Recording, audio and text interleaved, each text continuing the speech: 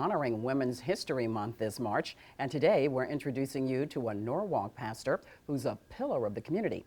News 12's chief photojournalist Frank Bruce with her story.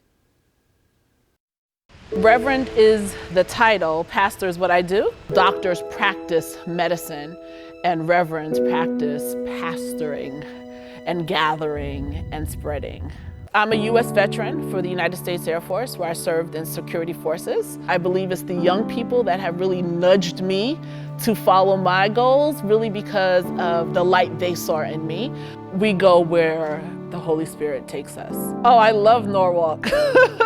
It was the most natural thing for me to walk the streets of the city so that I got to understand the lay of the land, and it gave me an opportunity to pay attention to where the gaps were. Some fruit and vegetables for you. Many of our community have lost their jobs, and so their basic needs were threatened. And so by providing food through a feeding ministry and provided blessing boxes that gave about 35 to 40 pounds of food that could feed a family of 4 to 5 days for the week, that basic necessity they didn't have to worry about. If we were able to do it just through feeding and making sure people's basic needs were met, then we've done exactly what we were supposed to do. For me, the pandemic has been a blessing.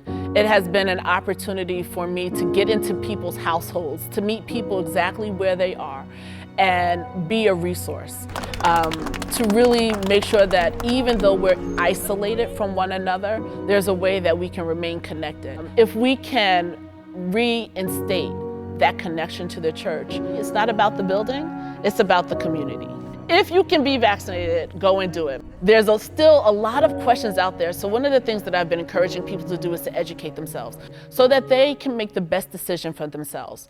I have been vaccinated. I have very little symptoms. I think the worst I had was a sore arm. Our people are in need of food and to be healthy.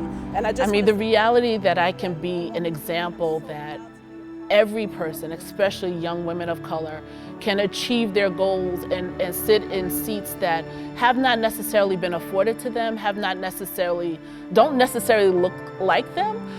Just like our new Vice President Kamala Harris, who's now sitting in the White House, it gives us this level of the glass ceiling is cracked. I still see myself as that little brown girl from the Bronx. And I believe it's because of that keeps me grounded and connected to the people who I serve.